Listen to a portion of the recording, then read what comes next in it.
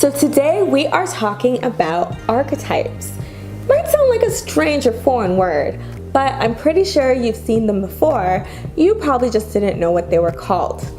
So archetypes originate from Swiss psychologist Carl Jung's theory that humans use symbolisms to understand concepts. This is very true, especially when it comes to storytelling.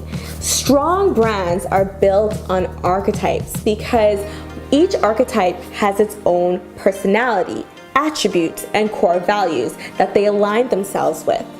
By doing this, brands are able to invoke deep desires, imaginations, and emotions around their product, creating a lifestyle in the mind of consumers about what kind of life they could have if they bought this product. Now, I remember when I was younger and I used to love Guess. Still do, they have some pretty cute stuff.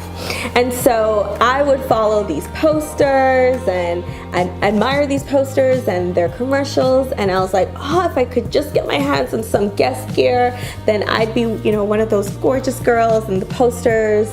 And so I remember saving up my milk money, young Rhoda, and I came across a pair of Guess jeans at Value Village, and I was so excited. I was like, yes, this is my chance to shine. Finally, I will become one of those sought after gorgeous girls in the Guess ads. And guess what happened when I wore those jeans to dress down day? Yeah, absolutely nothing. Ain't nobody was checking for a 9th grade Rhoda, unfortunately. But that is the power of archetypes. That is the power of the personality that can be exuded from an otherwise inanimate object. That is anthropomorphism and what can happen when you use archetypes effectively in marketing.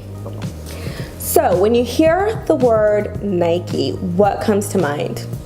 I'm pretty sure images of a strong alpha male enter your mind. Somebody who's a hero, somebody who will actually, in a recent commercial with Kevin Hart, the world was ending and it was up to the Nike runners to save the day.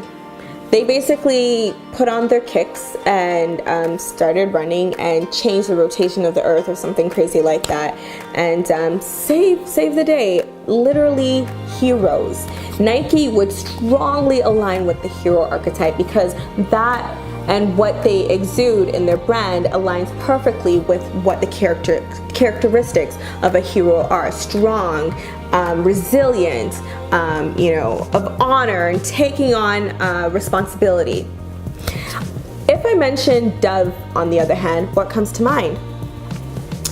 Dove has intentionally aligned themselves with accountability, purity, and honesty in marketing. And when it comes to, women and being comfortable with themselves, with their true beauty or real beauty campaigns.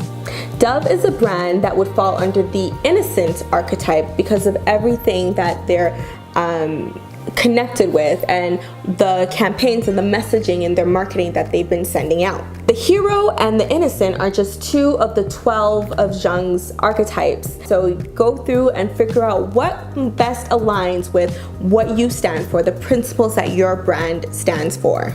So if you haven't considered using an archetype in your branding, they are a great way to anchor your voice and clearly define what your company or what your brand stands for.